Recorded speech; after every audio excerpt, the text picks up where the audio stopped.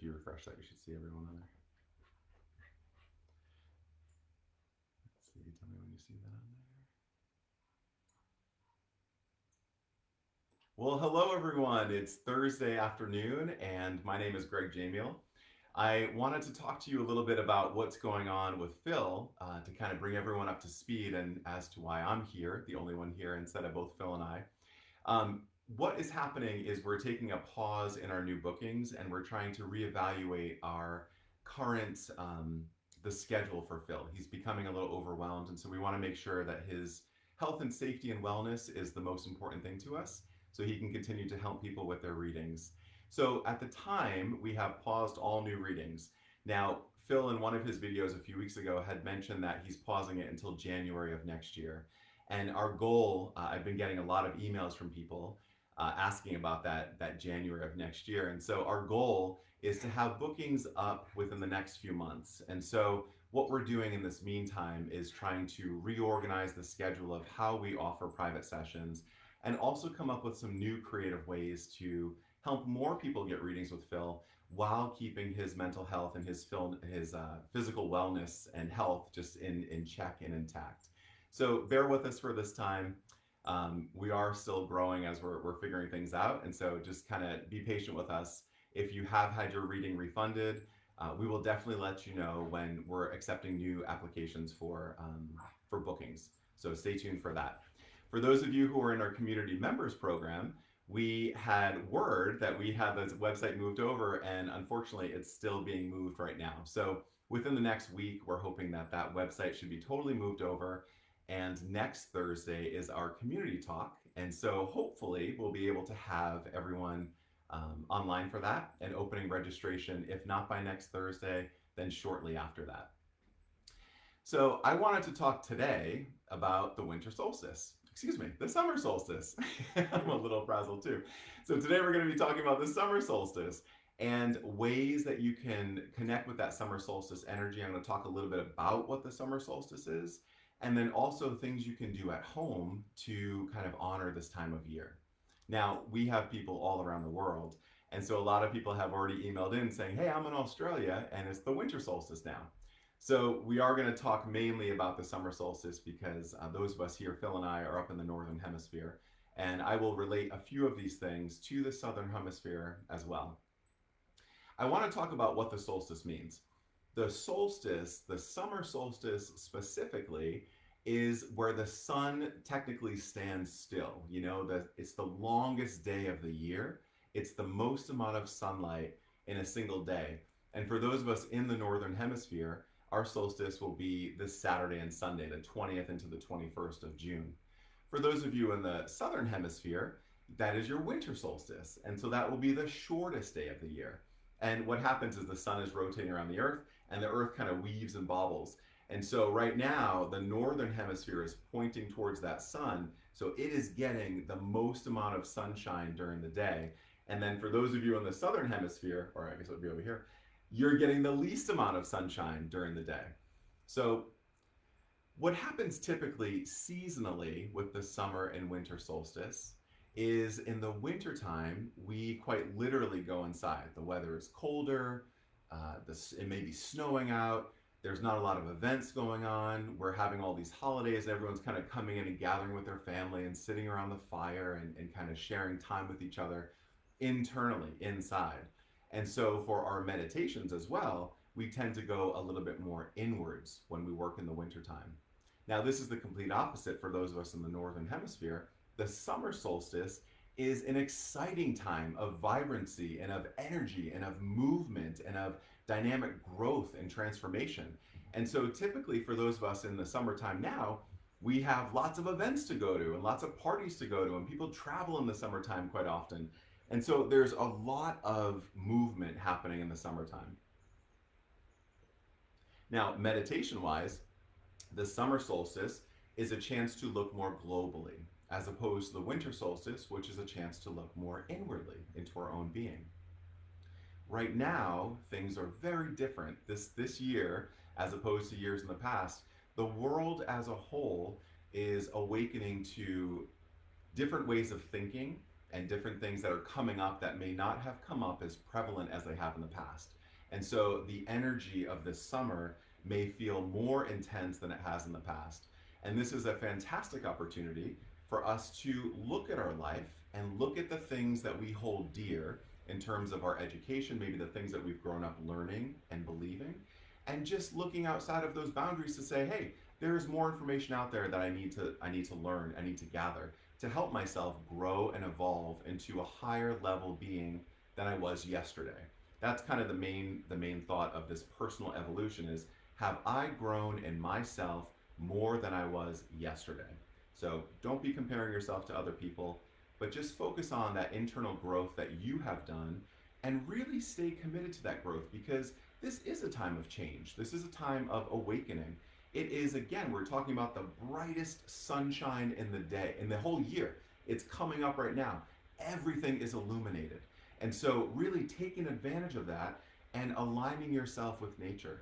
That's a lot of the stuff that we've talked about before here, is connecting with nature and aligning with nature. And right now, all the forces of nature are brightening up and kind of illuminating themselves. And so the dark spots, those hidden spots, become less and less, especially in the summertime, because they're lit up and they're shown to the world. And so I'm asking each of us, myself included, to really kind of take advantage of this time of brightness and look at our life in its entirety and see how we can grow and evolve personally as well. I wanted to talk a little bit about, I made some notes here too. Some of the elements of the summer solstice is fire. That's the main one.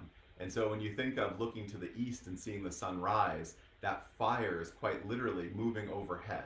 And so a lot of the traditional ceremonies around the summer solstice have revolved around fire or incorporating some type of bonfire into that.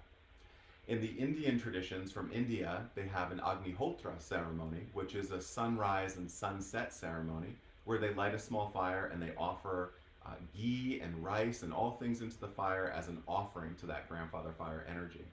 In the native tradition that I work with, the lessons that I'm taught there are all about grandfather fire. Grandfather fire is in every single ceremony that we do. And that grandfather fire energy is said to have been here before, since the beginning of time, and will be here long after we're gone. And that fire witnesses us and witnesses our life.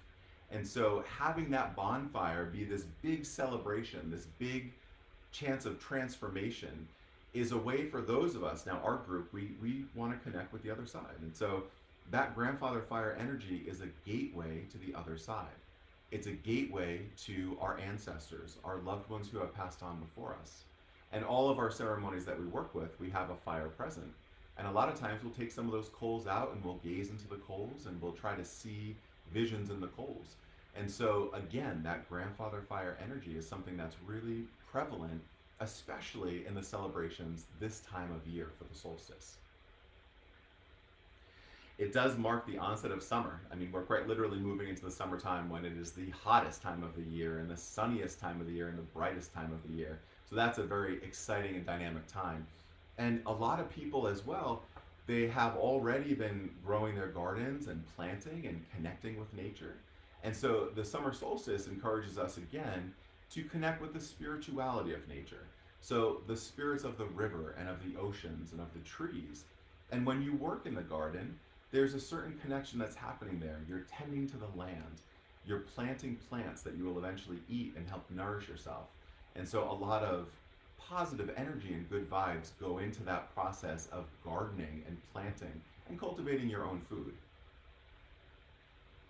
Let's see what else I want to talk on too here.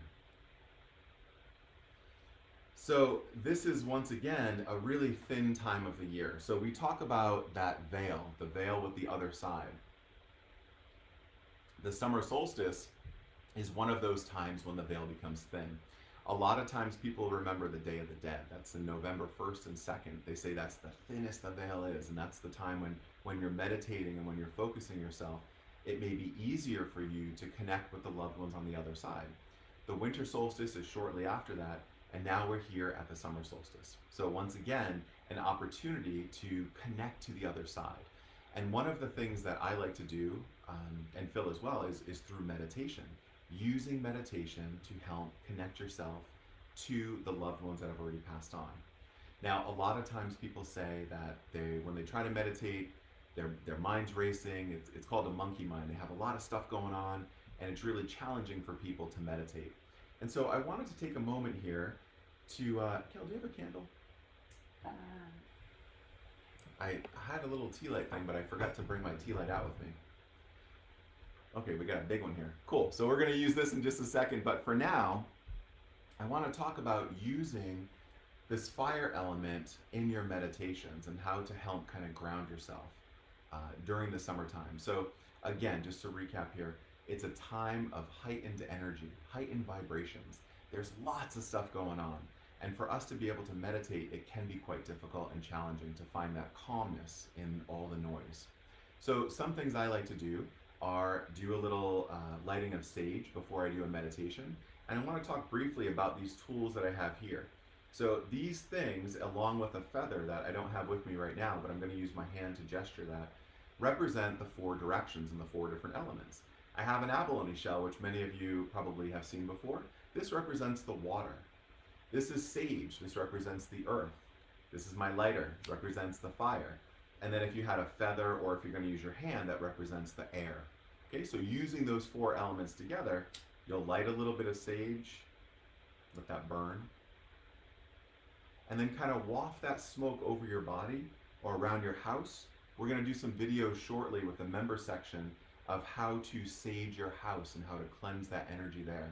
So I'll put this off to the side, but that's one way to kind of calm your mind and let yourself know that you're moving into a meditation. It's really helpful when you're able to set the tone that you're going to meditate and kind of quiet things down. Another thing is using incense. So I have this incense cone here from my friend. They have a company called Higher Mind Incense. And I just grabbed this one randomly today, and the funny thing about it is the name of this is Grandfather Sun. So this Grandfather Sun incense combines different plants and energies that are associated with the energy of the sun. So lighting incense may be another thing to help you kind of calm and quiet your mind as you're about to move into meditation. Take one sip here. Okay. The third thing I want to show you, and again, for those of you who are in the membership, the community members program, we'll be doing longer formats of these, but I just want to give you a brief thing for those of you who want to try to meditate over this weekend. When you light a candle, it's kind of bringing that grandfather fire energy into your own living space. We can't really have a bonfire in our house, but we can have a candle, and that represents that flame too. And so there is a candle gazing meditation that is really helpful for me, especially when I was starting off and my mind was racing. And what you'll do is light a candle and you'll kind of softly gaze at it, let your eyes relax a little bit, and then with your conscious mind, pay as much attention to all the details of that candle, that flame, as you can. Maybe you'll see that space between the wick and the flame. You might see some colors, like I see some blue here and a little bit of green. There's that orange tip and then that whiteness right in the center of the fire. So for a few moments, you'll sit and gaze at this candle and kind of relax your eyes and relax your neck and jaw. Take a few breaths, and then eventually you're going to close your eyes and still see that candle in your mind's eye, in that third eye. And so that is just the first step. And again, when you do this at home, you're going to want to do it for like 5 or 10 minutes. And do it sitting up, because some people light a candle and they fall asleep. So we don't want to do that. Sit up and light your candle and kind of gaze into it and allow yourself to be drawn into that candle, into that flame. And that will hopefully open that doorway for you as you move into your meditation to connect with your guides, your loved ones, and those who have passed on before us. So I want to take a few moments here to take some questions and answer questions from anyone. Kel, do you have some questions? Is anyone asking about the summer solstice or what we can do? Just a lot of comments that they're very, very helpful. So if you do have any questions, please ask specifically to this. Yeah, write in your questions if you guys have any questions. Another really interesting thing too is again this thought of aligning yourself with nature. So a lot of times we don't feel that we are a part of nature. We feel that we live in these homes and we're separate, we're protected from the rain and the sun and all those things. But humans are a major part of nature. And so following that seasonal energy, sometimes in the summertime, we may not have a lot of hunger. Our diet may change a little bit. We may crave different foods. We may crave more salads and things that are lighter and uplifting. Whereas in the wintertime, you may crave macaroni and cheese and pie and ice cream and desserts. The summertime, you may crave more fruits and vegetables and lighter things. And so that's something that I really encourage you to connect with, and also really notice when we notice how our body changes, the cravings that we have. It's again a sign that we are becoming closer aligned with nature. And so that ebb and flow of the natural world continues within us as well. Farzana has a question for you. Mm-hmm. She said she sees her dad in dreams laughing and saying the death was not real and that he is alive. I tell him I am so happy and then wake up in tears repeating this over and over again. And I guess she had a conversation with you a little while ago and she wanted to ask you a little bit more about that. So Farzana, thank you for that question. So we had a question here. One of our friends here had her father pass on, and she kept having dreams of him laughing and smiling and really happy, and didn't realize, she says, that he's not dead, he's alive and he's there. And so it's important to remember, listening to Phil too, to the things that he shares, when people pass on and when we see them, there's a different world. They are completely on the other side. Once we leave this human form and we move on, none of us truly really know what's happening over there. I mean, like Phil can get a little glimpse, and I have had little glimpses in ceremonies, but the truth that I always say to everyone is nobody knows 100% for sure. And so if you see them over there smiling and laughing, they are most likely exuberant and totally joyful. They are free of any human suffering or pain, and they are now there to support us and encourage us on our path until our spirits meet again on the other side. Now, I had this beautiful, unique experience in a ceremony where my father had passed away, and I wasn't able to say goodbye to him at the funeral, and long story, but I didn't get to say goodbye the way I wanted to say goodbye to him. And so I went to the ceremony and I was meditating, and I asked too, I was like, show me my parents, show me, I want to see my mom and dad. They both had passed at that time. And I saw these two lights that came forward, and they were kind of a little bit of smeared light, like it kind of had a little shine above it. And I knew in an instant that that was my parents. And I'll be honest with you, I was completely healed in that moment. The sadness I felt, any type of expression I wanted to say to them, in an instant it was done and it was shared. And it was one of the most beautiful things in my entire life. And the more I do, the more work I do with these ceremonies, and working with Phil, hearing his perspective too, the other side, those of us that have passed on, those spirits are there, and there is something beautiful over there. And they are watching us, and they are here, and we pick up on these senses of them. And it's a beautiful thing to feel that. And I think our human mind tends to want to understand things differently than they are understandable on the other side, if that makes sense. It's like that, the other side is so much more than we can even comprehend. We know about this much, and all that space around it is what we don't know. And so that's what I'm getting at, is that we have a lot to just hold faith in, that our family is over there, because we do see these signs. We do receive these messages, and we do know that they're happy and at peace over there. So I hope that helps. Marjorie was asking, once you close your eyes and you've lit the candle, what do you do then? And okay. I'm going to kind of bring that to a more full question too, is that there was also a question of what do you do when it's time to close the meditation? Is there a preferred way to blow out the candle, etc.? Sure. Yeah, so thank you for that question. Those are two really good ones. So when we work together, when I teach people about meditation and this attempt to connect to the other side, I do encourage them to do the candle gazing, because that is a very easy way for people who are new to this to be able to connect into that calmness and quietness. It gives our conscious mind something to focus on, while our subconscious mind kind of opens up. So when you're in there and you close your eyes and you begin to see that flame again in your eye, the next step that I encourage people to do is to feel where you are in nature. So I ask people when I'm guiding them through this, what do you see? Are you up in the woods? Or are you at the beach? Or are you in the mountains? Like, what do you see in your mind's eye right now? And what has happened over this year of working with people and hearing and asking these questions is 9 times out of 10, what they're seeing is where their guide or their spirit of the person they're trying to connect with is. And so it may be a place that you've been to before, it may be a place that's completely unknown to you, but you can see it, you can feel it. And after that, the next step is to try to make that connection with your loved one. And that's something that is too much to talk about in the next 10 minutes, but you can reach out to me on my website, gregoryjamiel.com, and we can talk more about that too. And again, for the members, we'll try to do that, more of these talks too. Now, ending your ceremony, when you have gone in and made that connection and you're meditating and you're feeling this connection to the elements around you, and I want to rephrase this too, you don't need to go in just to connect to your loved ones. You can go in and also just try to calm your mind. Again, we were talking about this vibrancy of the summer solstice where everything is heightened and moving. We may just need to calm down. We may just need to take a breath.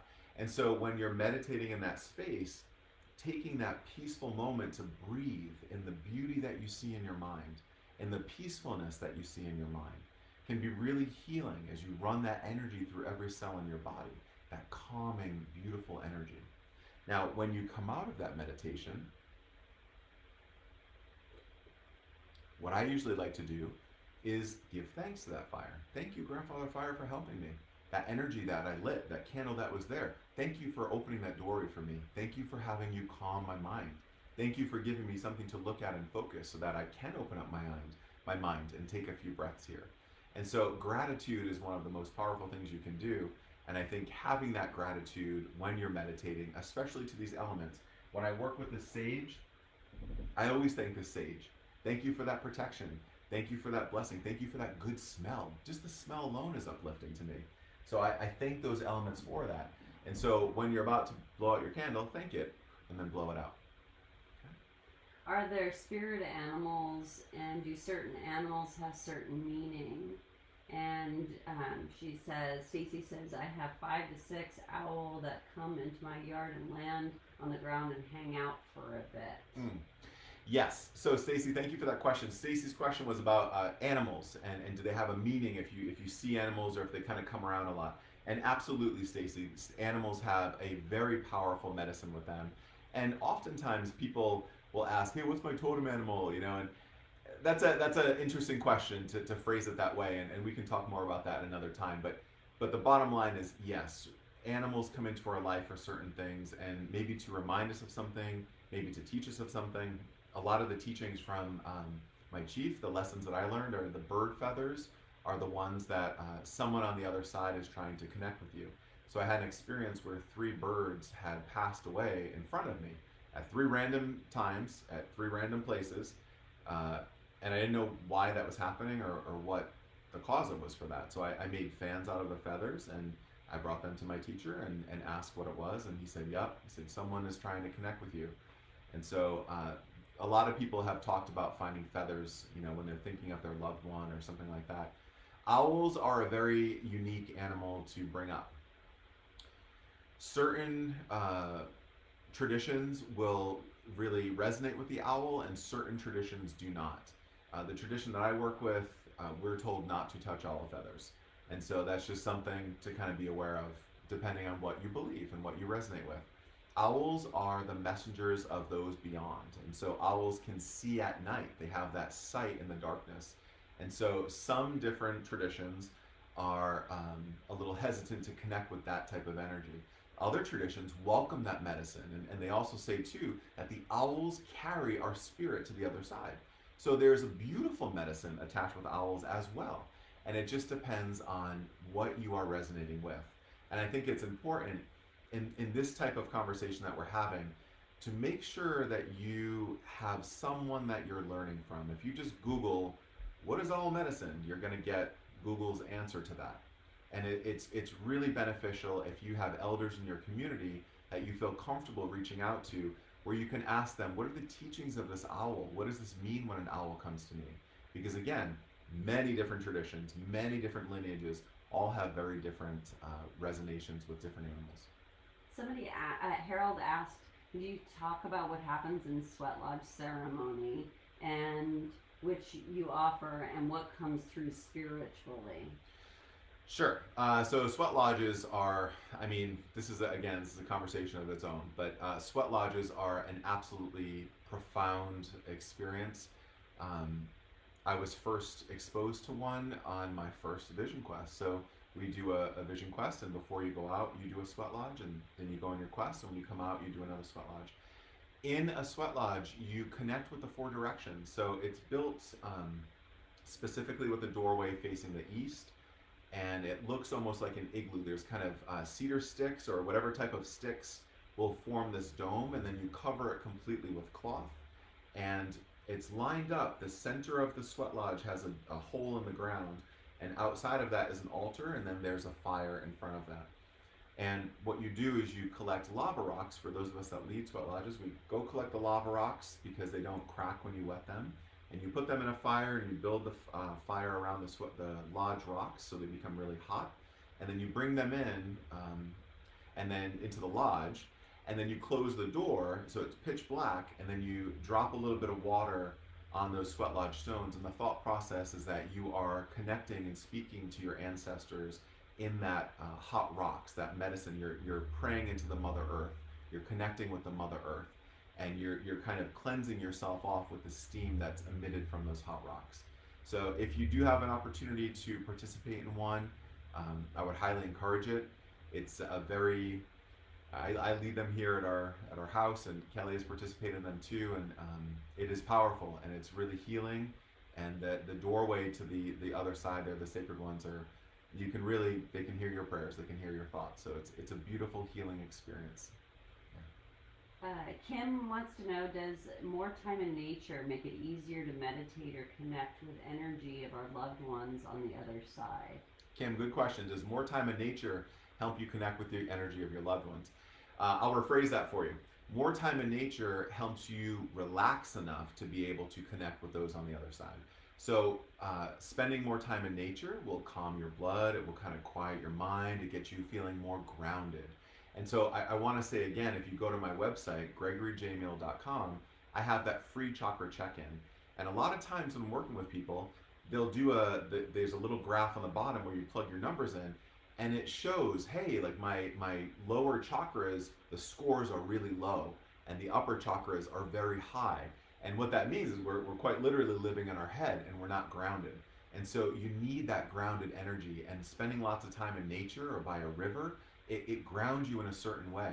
I often say when you go sit by a river or the ocean, you come back feeling so great. And it's like that water energy and the waves or in the river sees and resonates with the same vibration as the water in us. When we go hike out in the woods, I just went for a massive hike yesterday.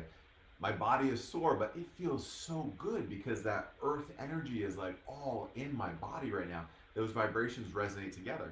So when I meditate after hiking all day or after being in the river all day, it's a lot easier transition to make that leap into connecting to the other side.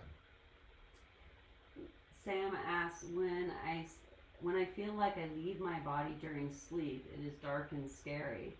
Am I doing something wrong, or is there a way I can prevent this? I see signs of my angels and guides during the day and always thank them, but this happens when I fall asleep sometimes. Okay, so it was Sam, you said? Yes. Sam has a question about. It seems like astral projection is the topic that you're thinking about. When you're sleeping and dreaming and you feel yourself kind of levitate out of your body, that's a very interesting thing. And so again, just talking on Facebook, it's difficult to say like, yes, you're astral projecting and this is what happens. But when you feel that lift off, when you feel that kind of ascension into a different plane that we live in, it can feel scary and it can feel very confusing. Now, I know we're talking about many different things here, and so this is why it would be better to talk to you one-on-one, but in a situation that may be new for you, it may feel very scary. And what I would encourage you to do is when that happens again, try to realize what you're actually doing and maybe look around and try to gather some information so when you do return back to your body and wake up, you can say, hey, was that just a dream, or was I really kind of projecting out of my body a little bit? And I think, again, feeling that grounded connection will really help you in your dreams, in your meditation, in any of that stuff. So the more grounded you are, the less of a lightness you may feel, the less of a projection you may feel, or an ascension you may feel. So I hope that helps. And email me too if you have any questions. We can do one more question, Kel. There was some questions about how do you know if the other side or through an animal or through some of these meditations that they're leaving you a sign or a message. How do you know if that's what's happening? There's like 3 or 4 questions Sure. that are similar to that. Sure. So a couple of people are asking here about how do you know, and I'm going to add something into that too, because a lot of the people I work with go, how do I know I'm actually connecting with my loved one, or if it's just all in my head? And so what I typically ask people to do is when they are making that connection, when they're meditating or they're communicating with their guides, when they feel that energy in your mind's eye, that third eye, that brow chakra, when you see that and you're meditating and you make that shift into that being's energy field. We talked a few weeks ago about auras with Phil, and we talked about that overlapping energy field. And so when you make that shift, does your body still feel the same exact way as it did a few moments before? And if it does feel the same way, you may possibly be projecting your own hopes and wishes on this vision. If you feel a little different or something feels like more spacious inside of you or just something different, then I would say most likely you are connecting with this other energy.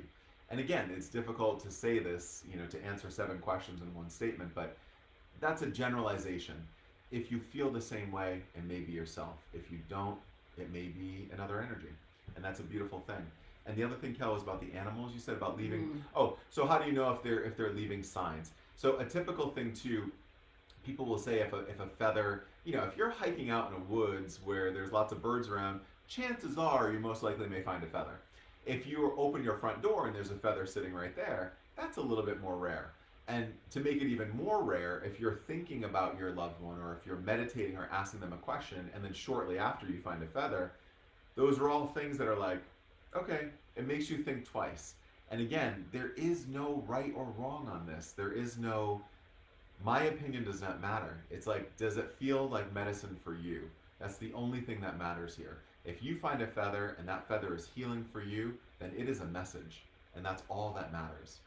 So I want to thank you guys for joining us tonight. Again, we missed Phil today and hope he's doing well back in Connecticut.